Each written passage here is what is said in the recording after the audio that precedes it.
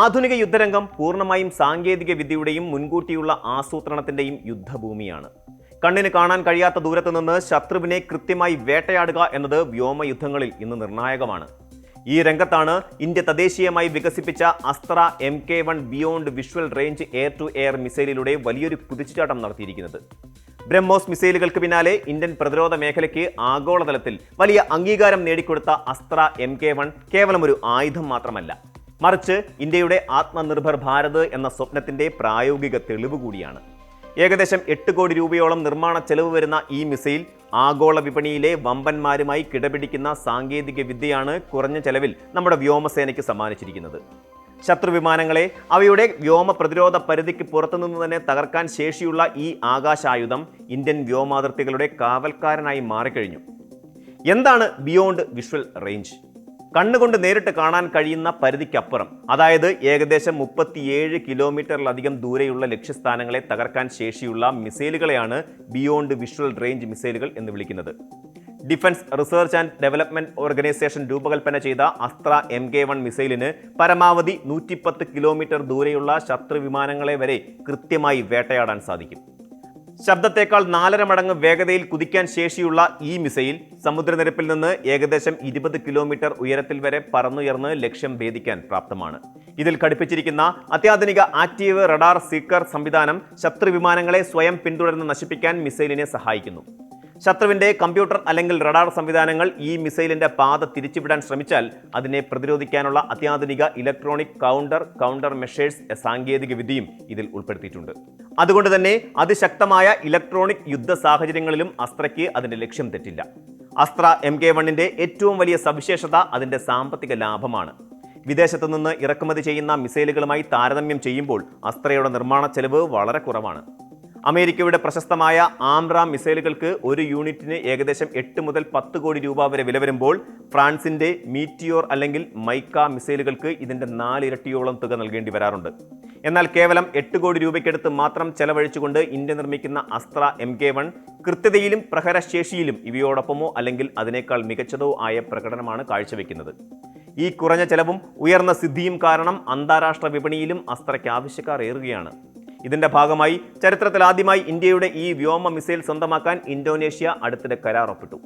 തങ്ങളുടെ പക്കലുള്ള സുഖോയ് യുദ്ധവിമാനങ്ങളിൽ ഘടിപ്പിക്കുന്നതിനായി 150ലധികം അസ്ത്ര മിസൈലുകളാണ് ഇന്തോനേഷ്യ വാങ്ങുന്നത്. ഇത് ഇന്ത്യയെ ഒരായുധ ഇറക്കുമതി രാജ്യത്തിൽ നിന്ന് ആഗോള ആയുധ കയറ്റുമതി രാജ്യമാക്കി മാറ്റുന്നതിൽ നിർണായക പങ്കുവഹിക്കുന്നുണ്ട്. ഇന്ത്യൻ വ്യോമസേനയുടെ മുൻനിര യുദ്ധവിമാനമായ സുഖോയ് 30 MKIയിൽ അസ്ത്ര MK1 വിജയകരമായി സംയോജിപ്പിച്ചു കഴിഞ്ഞു. 50ലധികം തത്സമയ പരീക്ഷണ പറക്കലുകളിലൂടെ ഇതിന്റെ പ്രഹരശേഷി തെളിയിക്കപ്പെട്ടിട്ടുണ്ട്. കൂടാതെ ഇന്ത്യയുടെ സ്വന്തം ലഘു യുദ്ധവിമാനമായ LCA തേജസ്, MiG-29K എന്നിവയിലേക്കും ഈ മിസൈൽ ഘട്ടങ്ങളായി ഉൾപ്പെടുത്തി വരികയാണ്. കപ്പൽ പടകളെയും സമുദ്ര അതിർത്തികളെയും സംരക്ഷിക്കുന്നതിനായി ഇന്ത്യൻ നാവികസേനയുടെ യുദ്ധവിമാനങ്ങളിലും ഇത് വിന്യസിക്കുന്നുണ്ട്. വിദേശ രാജ്യങ്ങളെ ആശ്രയിക്കാതെ തന്നെ സ്വന്തം യുദ്ധവിമാനങ്ങളിൽ ഇന്ത്യൻ സാങ്കേതിക വിദ്യയിലുള്ള മിസൈലുകൾ ഉപയോഗിക്കാൻ കഴിയുന്നത് യുദ്ധസമയങ്ങളിൽ വലിയൊരു തന്ത്രപ്രധാനമായ മേധാവിത്വം നൽകും. കഴിഞ്ഞ വർഷങ്ങളിലുണ്ടായ അതിർത്തി സംഘർഷങ്ങളിൽ, അതായത് ഓപ്പറേഷൻ സിന്ദൂർ ഉൾപ്പെടെയുള്ള സാഹചര്യങ്ങളിൽ അസ്ത്ര മിസൈലുകൾ നൽകിയ പ്രതിരോധ കരുത്ത് വ്യോമസേനയ്ക്ക് ഈ ആയുധത്തിനുമേലുള്ള വിശ്വാസം വർദ്ധിപ്പിച്ചു കഴിഞ്ഞു. റഷ്യൻ നിർമ്മിത R-77 മിസൈലുകൾക്ക് പകരമായി പൂർണ്ണമായും തദ്ദേശീയമായ അസ്ത്ര മിസൈലുകളിലേക്ക് മാറാൻ വ്യോമസേന ഇതിനകം തീരുമാനിച്ചിട്ടുണ്ട്. അസ്ത്ര MK1ന്റെ വിജയത്തിന് പിന്നാലെ ഇതിന്റെ കൂടുതൽ വികസിപ്പിച്ച പതിപ്പുകളായ MK2, MK3 എന്നിവയുടെ നിർമ്മാണ പ്രവർത്തനങ്ങളുമായി DRDO മുന്നോട്ട് പോവുകയാണ്.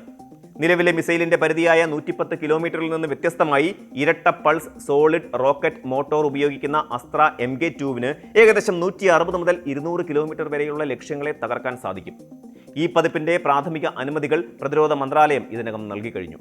ഇതിലും വിപ്ലവകരമായ മാറ്റങ്ങളുമായി വരുന്ന അസ്ത്ര MK3, അതായത് ഗാന്ധീവ എന്ന് പേരിട്ടിരിക്കുന്ന പതിപ്പ്, സോളിഡ് ഫ്യുവൽ ഡക്റ്റഡ് റാംജെറ്റ് സാങ്കേതിക വിദ്യയിലാണ് പ്രവർത്തിക്കുക. അന്തരീക്ഷത്തിലെ ഓക്സിജൻ നേരിട്ട് ഉപയോഗിച്ച് പ്രവർത്തിക്കുന്ന ഈ എഞ്ചിൻ മിസൈലിന് തുടർച്ചയായ വേഗതയും പ്രഹരശേഷിയും നൽകും. ഇതിന്റെ പരിധി 350 കിലോമീറ്ററിലധികമായിരിക്കുമെന്നാണ് റിപ്പോർട്ടുകൾ സൂചിപ്പിക്കുന്നത്. ചൈനയും പാകിസ്ഥാനും ഉപയോഗിക്കുന്ന PL-15 പോലെയുള്ള ദീർഘദൂര മിസൈലുകൾക്ക് ഇന്ത്യ നൽകുന്ന ശക്തമായ മറുപടിയായിരിക്കും ഈ ഭാവി പതിപ്പുകൾ. ആഗോള പ്രതിരോധ രംഗത്ത് ആധിപത്യമുറപ്പിക്കാൻ ആഗ്രഹിക്കുന്ന ഏതൊരു രാജ്യത്തിനും സ്വന്തമായി മിസൈൽ സാങ്കേതിക വിദ്യ ഉണ്ടായിരിക്കേണ്ടത് അനിവാര്യമാണ്.